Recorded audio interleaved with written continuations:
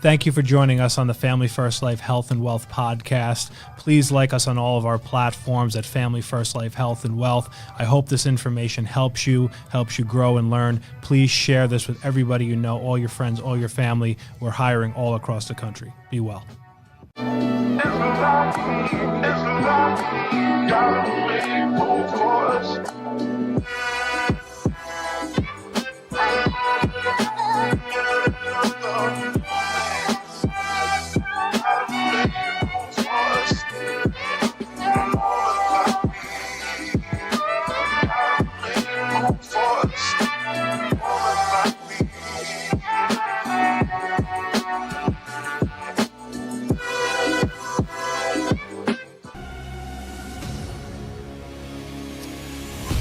Welcome, everyone. Episode 15 of the Health and Wealth podcast. My name is Steve Giordano. I have two awesome and amazing special guests.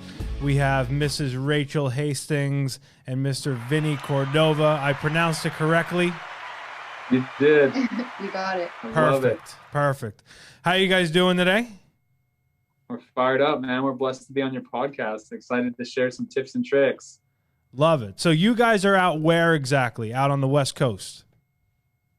Yeah, we're out on the West Coast for sure. We're in the great state of California. So we live in Los Angeles County right now, specifically Redondo Beach. We're in the process of moving south to Oceanside, California, and we're partnering with Dominique Rogers and going to be working out of his new office space that he's opening there in January. So really excited about that. He's a recent Integrity partner. So. Yeah, that's awesome. That's going to be a really badass office. So are you both from California originally? Great question, man. We're both originally from the Midwest. So I'm originally born and raised from Columbus, Ohio. Moved out to California almost 5 years ago. My mom got a job as the West Coast Regional Sales Manager for a company out of Georgia.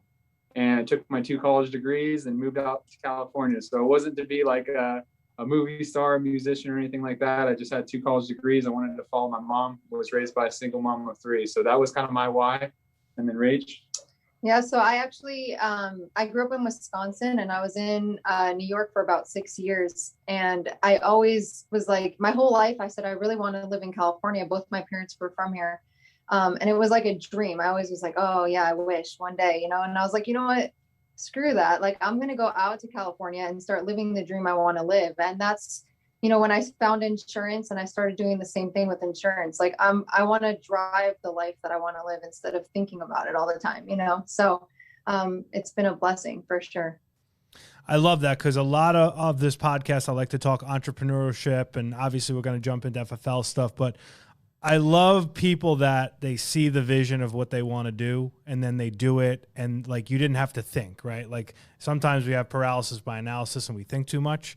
So you just went out and made it happen. And now you're really making it happen with personal production and insurance, as well as what your team is doing. So I love that component. So now how did you both meet? Oh, it was so interesting, man. So obviously at Family First Life, a big part of our bread and butter is the final expense and mortgage protection arenas. And my mom, like we acknowledged, is a single parent of 3, definitely one of the hardest working people in my life, hands down. And for her, she's been doing outside sales for over 30 years. So she's got a really high level of professional skepticism, doesn't really trust the used car salesman that's going to oversell and under-deliver, doesn't really, appreciate or acknowledge the telemarketers that are blowing her phone up. So she played really, really, really hard to get with my business partner, my lover, my best friend, Rachel. When she finally met with Rachel, she realized, like, wow, not only can I qualify for mortgage protection, even having had cancer twice, but most importantly, at a rate that was going to be comfortable for her and ultimately give her the protection she needed when she needed it, again, at a rate that was comfortable. So at that point, I was making over 6 figures doing outside sales. I have 2 college degrees, but I wanted more, man. When my head was hitting the pillow, it was a commodity deal. I was discounting 50, 60, 70% off to win the deal. I was schmoozing with CPAs and bankers, and I was just in the wrong arena because I didn't feel like I was actually helping anyone, right? So I was like, let me get into an industry acknowledging that everything in life is a business to where I can actually help people. So I circled insurance and real estate, and I was in the final process of really getting into corporate insurance and a pretty high paying salary job, when my mom got mortgage protection. And she called me and she said, Vinny, Rachel is so sharp. You need to speak with her. This would be a great opportunity for you. And I'm just like, whatever, Mom. Like, what are you talking about? And so Rachel calls me and I'm just like, wow, like this is super legit. She was super sharp, instantly trustworthy. And there was something about Rachel that drew me to the opportunity. So I just got my license in like a week, and just the rest was history. And for me, the opportunity to help people and be a licensed professional in the industry was so much cooler than wearing the monkey suit every day and doing outside sales and trying to solicit business for people that are not interested. So when you have an opportunity to have warm leads where people fill out something in their handwriting and they express a sense of gratitude when you meet them where they're at and put them in a better position, there was just no better opportunity that I could find, at least. But Rach, is that kind of how you see it as well? How we found it? I mean, yeah, that's exactly how we found it. And honestly, it was cool to, like, Vinny's mom was my client and then he was my agent at the time. You know what I mean? Because I had like a team of probably 6. And it was interesting because really, like, when Vinny was interested in insurance, but he was like, he saw what it would do for him, like in his life and everything. And just kind of did everything he said he was going to do. He did it the fastest I've ever seen anyone do it. And everything he said he was going to do, he just checked off the list, didn't need anything, just got it done. And like, to me, he was like a true example of an agent coming in that wants to do it, that like, sometimes you're like, okay, I need to hold their hand or I need to give them something. And it was like, no, when someone sees something and they want it for themselves, they're just going to make it happen. It's so easy, you know, they just go after it. So it was pretty cool to be on both sides. So it's safe to say he's like the ultimate renewal, right? Like he's just the gift that keeps on giving. Absolutely. Oh my God, I love it. That's incredible. Incredible story. You know what's really cool about it is, one, you're in an appointment, obviously, you're selling a final expense policy, and you're also building your business, because ultimately what we do is we're always building our business, right? And you mentioned, Vinny, earlier being passionate, and it exudes from both of you because you're passionate about what you're doing. You're communicating that to people all day, every day. You probably hired some people at the dealership while you're there right now, or at least communicated to them, right? We did. We're working on it for sure, man. The sales rep that we're working with right now, she was doing something prior. She wanted to get into medical, and then she found car sales, and then she found about insurance, and she's like, I'm really interested in that as well. So no, it's an easy opportunity to attract people just based on how much money we can make, but then also helping people. And obviously when you're passionate about something, people are attracted by that as well. So it's helpful. So now, Rachel, what were you doing right before FFL? So, I mean, my transition to California was really to figure out exactly what I wanted for future. So I was in New York, I was in college, I was supposed to go into the medical field. My dad's a doctor, my sister's a nurse, like half my family's in the medical field. So that's what I was supposed to do. I was going for my major in psychology, minor in science, just to kind of play it safe between the two. And as I just started paying for my own college and then figuring out my own loans, I was like, this is crazy. I'm going to be in school for so long. And then as soon as I'm done with school, I'm going to be paying back all these loans. I'm like, when am I actually making money? Right. And so I just stopped school. Like, I was like, I'm done with it. I don't even know what I want to do. So I'm just throwing myself in a hole. And I started doing something more in like the legal field, which I really enjoyed. I love justice. I like fighting for it. I think it's cool. But that doesn't necessarily make that much money either. And what really attracted, so once I moved out to California, I started looking at just different things. I was like, I'm going to open my eyes to things that don't require school, and you can still help people and you can still make money. And that's when I started doing that. That's when I found the insurance field. FFL obviously wasn't the first, company that we joined. Thank God we found FFL when we did, because we were about to leave. But it was really just the opportunity for insurance. The fact that you can really help people is like the coolest thing on earth. And then be able to really make an income that's like insane.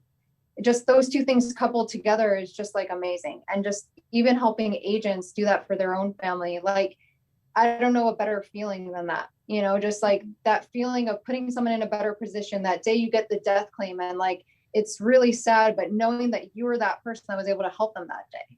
and like you didn't let their family down. And then the day where, you know, an agent comes in and they're not necessarily in the best financial position, and then being able to look back a year later, seeing them be in a whole different spot because of the system that FFL has created, is just like, it's a cool opportunity. It's awesome. And I mean, Sean Mike is a pretty, like, it's pretty awesome what he's created. And I just think it's cool that we are all able to follow in those footsteps and be able to continue to help the families and help other people. Yeah, I agree. It's an amazing thing. And what I love about your journey is, you know, we're kind of brought up, hey, go get a college degree, go get a job.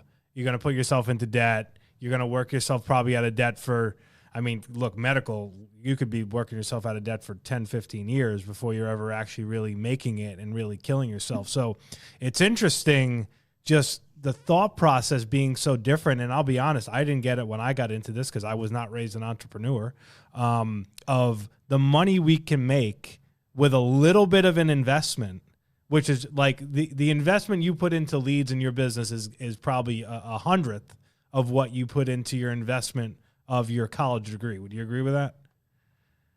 Yes. with a ridiculous return.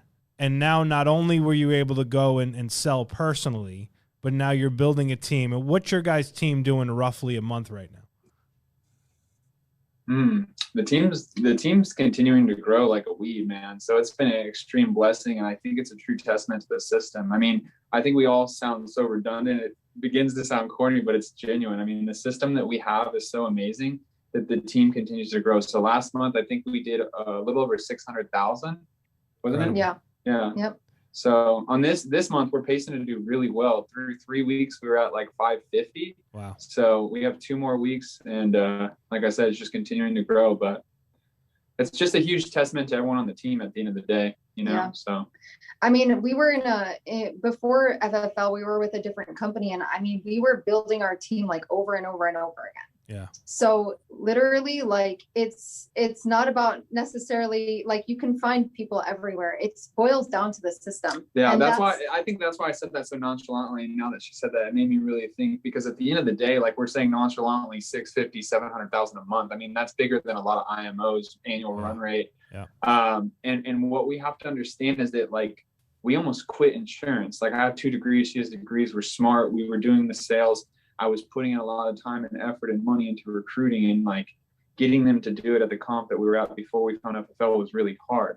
So what I'm trying to articulate is, now that we found a system to where you can pay people what they're worth, no contracts, vested renewals day one, and an opportunity to be bought out by a $15+ billion organization, it really sells itself. And what I'm finding as a leader, because I am, you know, right on the cusp of hitting my 30s, Rachel just turned 30, is that some of our business partners are a drop older than us. And some of the best forms of leadership is just to facilitate an awesome opportunity that something like Sean Mike created and kind of get out of the way. You know what I mean? And I think that's what I mean when I say, like, our team continues to grow like a weed, because we're not in a system to where no one needs to micromanage them.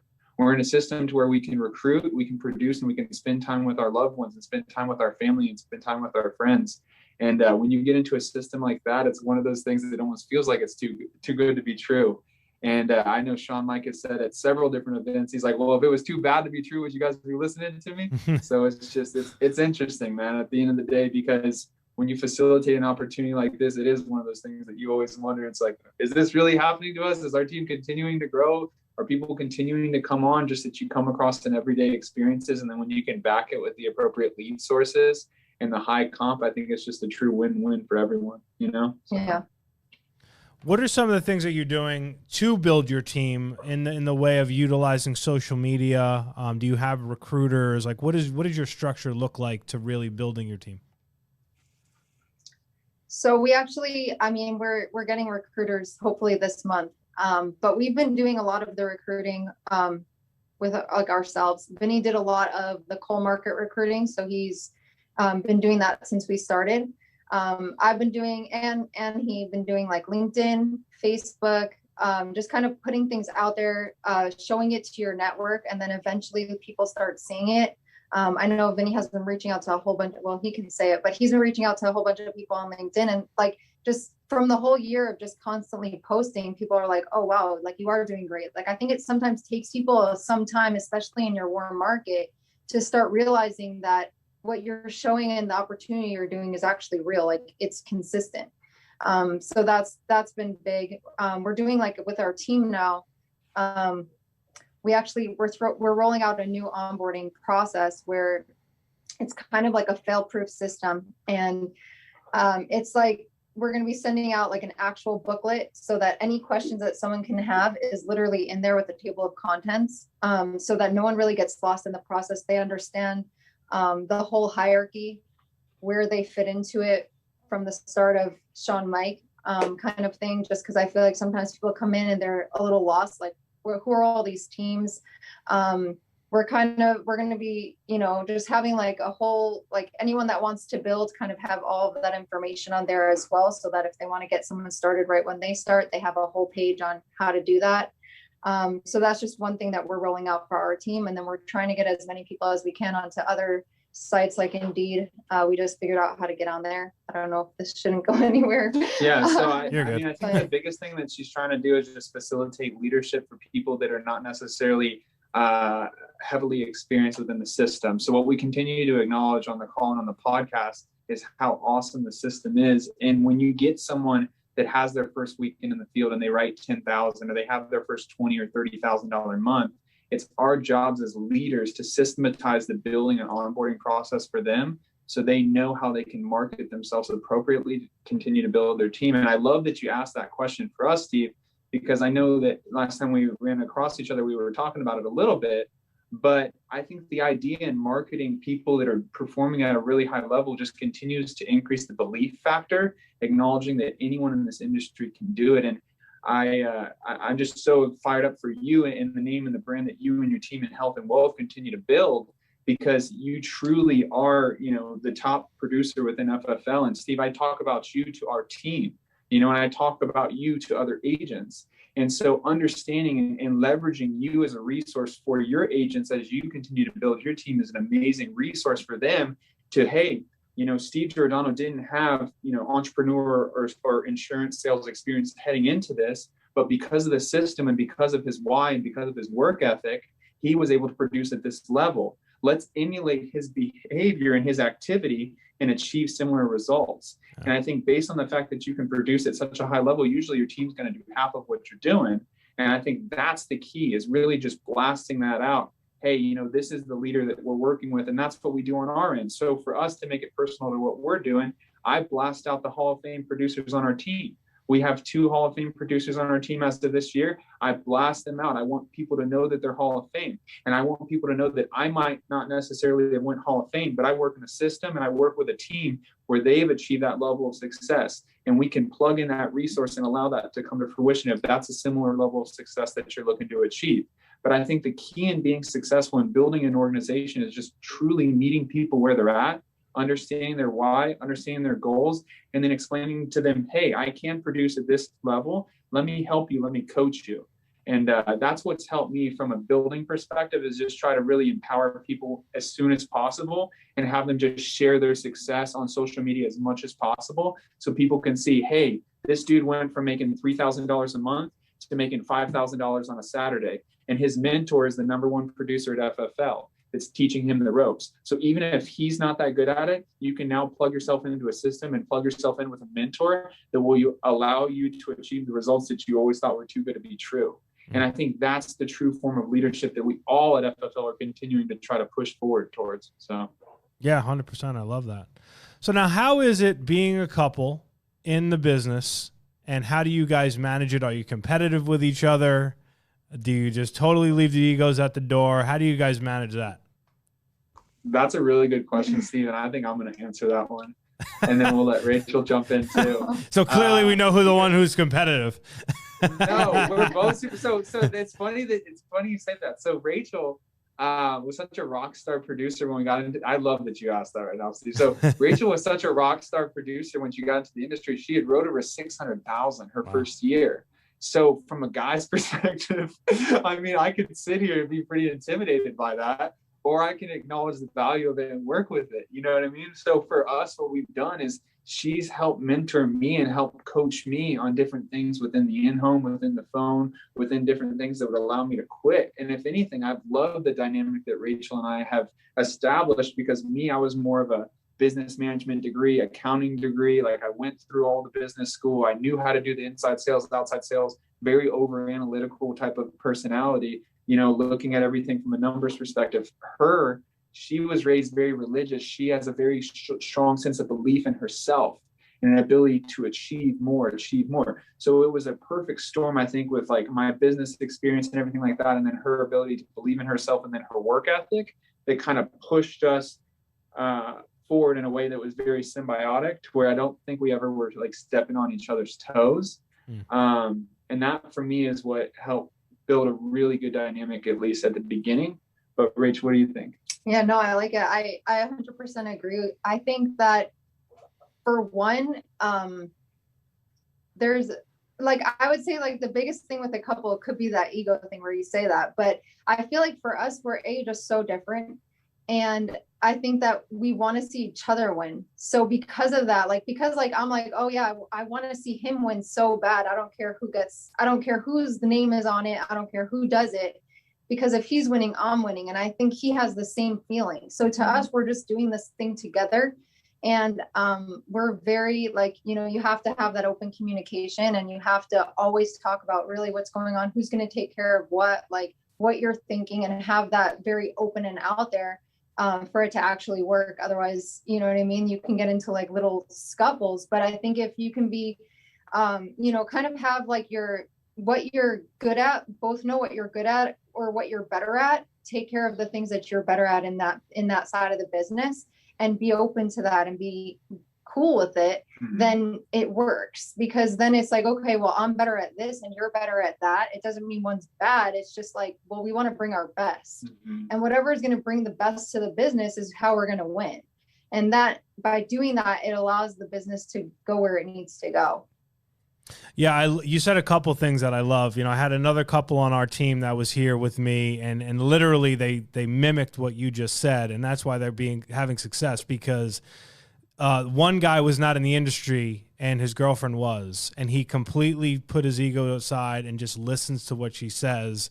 And it kind of goes to us here at FFL. I mean, if you come in and you were in the industry or in another industry, and you come in and you want to try and reinvent, you're going to have a hard time, because you're going to let your ego get in the way of what your success is and your learning. But if you come in humble and hungry every day and just listen to what people ahead of you are doing, and you just follow it and understand, like, hey, like you said, if we're all successful, we're all successful, you'll be successful. So I love that you guys don't put that in the way. It's the same thing with me and Margot. I mean, she does so many things in contracting that like I do not have time or aptitude to do.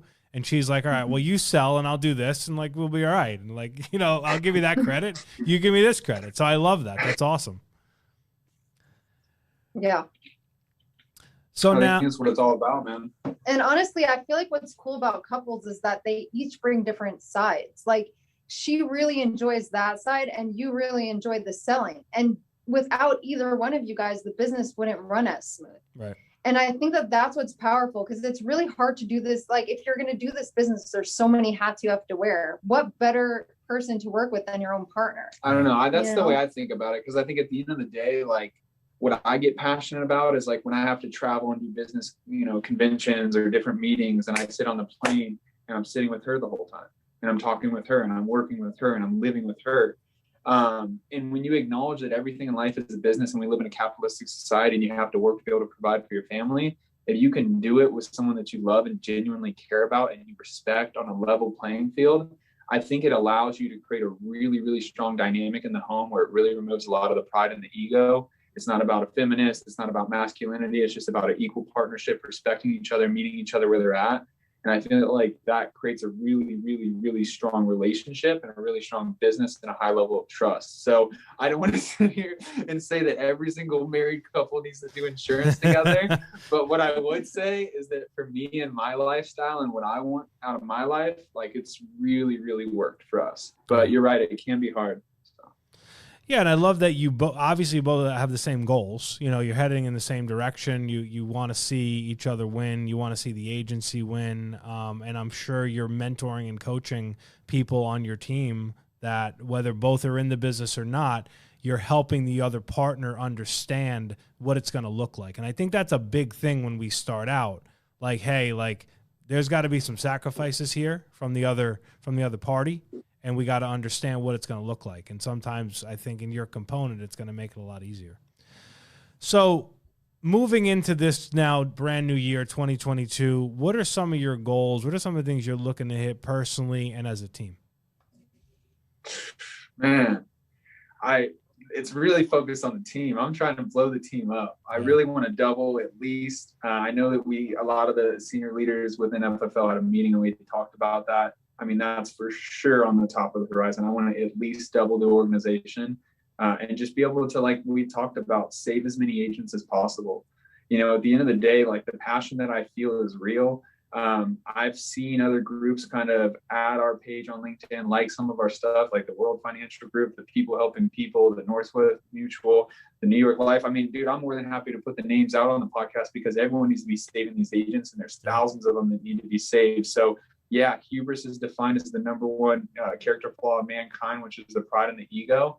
But as long as we can get through that and try to, fight through that pride and ego with a lot of these people and allow them to see the light, I mean, that's my goal for 2022, like 100%, is at least doubling the agency. From a personal production side, I'm a true testament to what Sean Mike talks about. Sean Mike's all about you need to be producing at least $20,000 to $30,000 and leading your team by showing them not only that you can produce that, but also showing them that that's the system that you need to be profitable, right? Because when you're early on in this business, you're going to have chargebacks and you're going to have different situations. You're also going to need to invest into building your business. So producing $20,000 to $30,000 is more than enough for you to start doing that. And so as leaders, what Rachel and I are really focusing on in personal production for 2022 is just 20 to 30,000 consistent production, and just showing the team that is the true blueprint to be successful with it. And we really want to focus on the balance of producing the 20 to 30,000, but also actively continuing to recruit and mentor agents. And we feel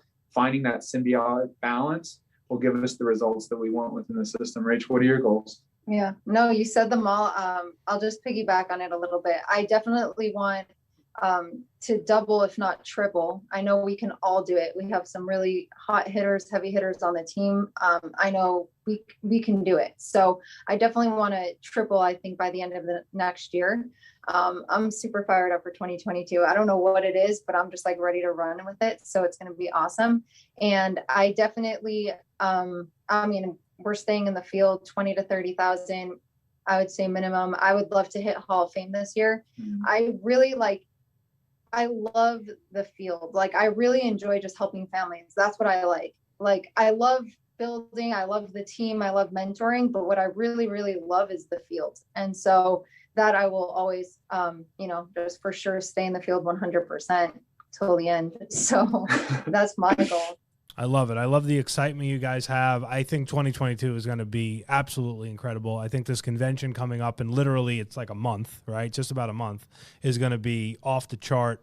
And I mean, we're sitting here in a prime position for all of us to get where we want to go, and save agents, like you said, from all these companies that they're getting held down with low comp. So I'm fired up for 2022. I'm fired up for both of you. I thank you both so much for jumping on here. I can't wait to see you at convention. Maybe we'll try and do something live if you guys are here a little bit longer in the office, and we can dive even a little deeper. But I just appreciate the both of you. I think you're both awesome people, and I thank you so much. Thank you, Steve. Yeah, we would love that, man. We were flattered with the opportunity to jump on your podcast and talk with you, man, and super excited to obviously have a convention in your backyard there in Miami. So that'll be a good event for you, 100%. So yeah, thanks again, man. All right, guys. Well, good luck with the car, and I will see you in about a month. Have a great new year, and thank you for all you do. Absolutely. Take care, Steve. All right, guys. Take it easy.